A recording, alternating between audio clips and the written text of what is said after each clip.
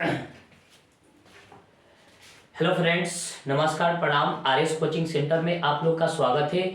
आज हम class 12 subject physics का चैप्टर नंबर 1 जो है विद्युत क्षेत्र तथा विद्युत आवेश तथा क्षेत्र का जो इम्पोर्टेंट सूत्र है उसको आज आप लोग को बताएंगे, ठीक है। और ये 10 सूत्र आप लोग जब कंप्लीट कर लेते हैं तो आप लोग का पूरा गारंटी देते हैं कि 10 नंबर आप लोग का कंप्लीट होगा। बस 10 को देखने के बाद 10 नंबर आप लोग का कंप्लीट होगा, ठीक है। चलिए हम इसको देखते हैं। और ये ऑब्जेक्टिव क्वेश्चन में बार बार ये सूत्र पूछता है और परीक्षा की दृष्टि से बहुत बहुत महत्वपूर्ण है। तो इस सूत्र को हम देखेंगे और समझेंगे, ठीक है। चलिए हम स्टार्ट करते हैं क्लास 12 सब्जेक्ट फिजिक्स का चैप्टर नंबर जो हमारा क्या है 1 का नाम क्या है विद्युत आवेश तथा क्षेत्र है, ठीक है। तो चलिए हम स्टार्ट करते हैं।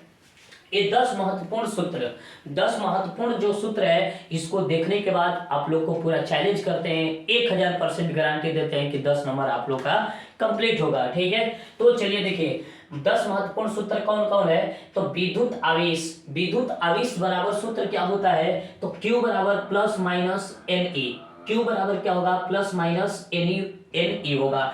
एन जो होगा इलेक्ट्रॉनों की संख्या होगा, ई जो होगा इलेक्ट्रॉनों पर चार्ज होगा। मतलब ई कहने का मतलब क्या होगा कि इलेक्ट्रॉन पर कितना आवेश होता है। तो 1.6 गुणे 10 पावर माइनस 19 कूलम होता है, ठीक है। तो यह हो गया हमारे क्या इलेक्ट्रॉनों की संख्या हो गया और ई क्या हो गया आवेश हो गया, मतलब चार्ज हो गया, ठीक है। और एक Q बराबर होता है विद्युत आवेश में होता है Q बराबर IT होता है। I जो हो गया विद्युत धारा हो गया और उसके बाद T क्या हो गया समय हो गया।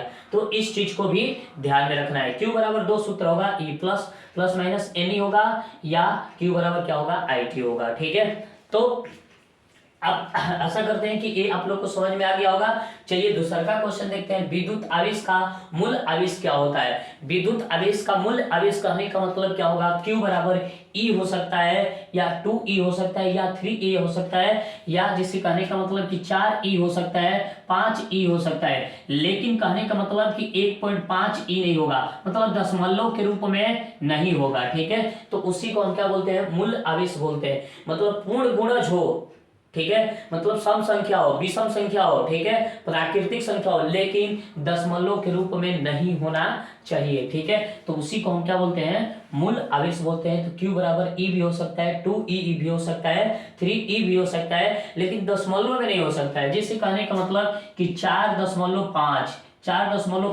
E होगा तो ये मूल आवेश नहीं होगा, ठीक है। तो मूल आवेश बराबर किसका रूप हो सकता है E हो सकता है 2A 3E, फिर उसके बाद 4E 5E ये हो सकता है, लेकिन दशमलव में नहीं हो सकता है, ठीक है। तो आशा करते हैं कि ये भी आप लोग का सूत्र समझ में आ गया होगा। तो Q बराबर क्या हो सकता है E 2E 3E 4E 5E हो सकता है, ठीक है। चलिए अब आगे देखते हैं कूलम का नियम वाले सूत्र जो होते हैं। कूलम का नियम वाले सूत्र जो होते हैं F बराबर 1/4 पाई इप्सिलॉन नॉट Q1 Q2 बटा में क्या होगा R स्क्वायर होगा। ये परीक्षा की दृष्टि से MVVI है, ठीक है। तो इसको एकदम रट लेना है, ठीक। अब उसके बाद देखिए रेखीय आवेश घनत्व क्या होता है। रेखीय आवेश घनत्व को हम लेम्डा द्वारा सूचित करते हैं। तो लेम्डा बराबर क्या होगा Q/L होगा। Q/ क्या होगा L होगा। और देखिए Q क्या हो गया हमारा आवेश हो गया, क्या हो गया आवेश, ठीक है। तो आवेश का ऐसा मात्रक होता है कूलम और लंबाई का मात्रक क्या होगा मीटर होगा, ठीक है। तो अब ये क्या होगा हमारा लेम्डा बराबर Q/L होगा। तो इसका एसआई मात्रक का अगर हम बात करें तो कूलम पर क्या होगा मीटर होगा, ठीक है। तो रेखीय आवेश घनत्व लेम्डा बराबर Q/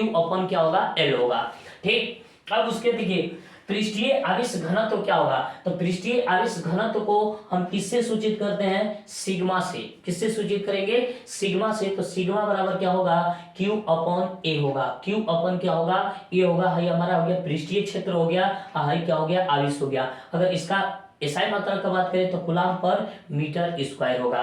तो देखिए पृष्ठीय आवेश घनत्व का एसआई मात्रा क्या होगा कूलम पर मीटर स्क्वायर और सूत्र क्या होगा तो सिग्मा बराबर Q/ क्या होगा L होगा, ठीक है। अब उसी तरह आयतन आवेश घनत्व क्या होगा। आयतन आवेश घनत्व क्या होगा तो इसको हम रो बोलते हैं। क्या बोलते हैं रो बराबर क्या होगा Q/V होगा। इसका एसआई मतलब क्या होगा तो कूलम पर मीटर क्यूब होगा, ठीक है। चलिए, गुरुत्वाकर्षण बल का सूत्र क्या होता है, तो F बराबर G, ठीक है। आई जो हो गया हमारा गुरुत्वा नियतांक हो गया, क्या हो गया, गुरुत्वा नियतांक। नियतांक करने का मतलब कि उसका मान एकदम फिक्स होता है, मतलब न बढ़ता है ना घटता है, ठीक है। तो जी हो गया m1 m2 और बटा में क्या हो गया डी स्क्वायर करने का मतलब क्या होगा कि दोनों पिंड के बीच की दूरी, और m1 m2 हो जाएगा जो हमारा पिंड का द्रव्यमान होगा, ठीक है। तो यहाँ पर F बराबर क्या होगा g m1 m2 बटा में क्या होगा डी स्क्वायर होगा, ठीक है। अब उसके बाद देखिए विद्युत क्षेत्र की तीव्रता को E वेक्टर द्वारा सूचित किया जाता है। तो E बराबर क्या होगा F वेक्टर बटा में Q, या इसी को इधर ले आएंगे तो F वेक्टर बराबर क्या होगा Q E वेक्टर होगा, ठीक है। तो विद्युत क्षेत्र की तीव्रता परीक्षा की दृष्टि से बहुत बहुत महत्वपूर्ण है, ठीक है। तो चलिए हम इसको देखेंगे, आगे देखेंगे क्या है,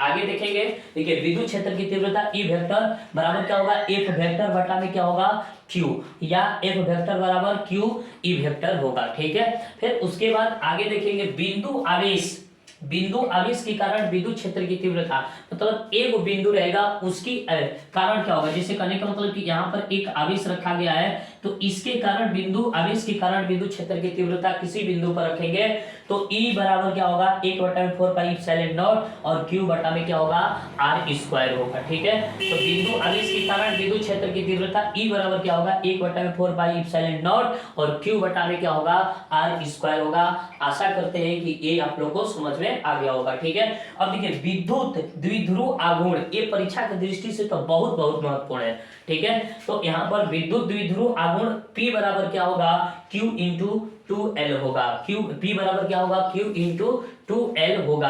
आशा करते हैं कि ये 10 सूत्र जो है आप लोग को अच्छे से समझ में आ गया है। तो इस वीडियो को लाइक, सब्सक्राइब, कमेंट, शेयर जरूर करना है और अपने दोस्तों के यहाँ ज्यादा से ज्यादा शेयर करना है, ठीक है। चलिए, जय हिंद, जय भारत।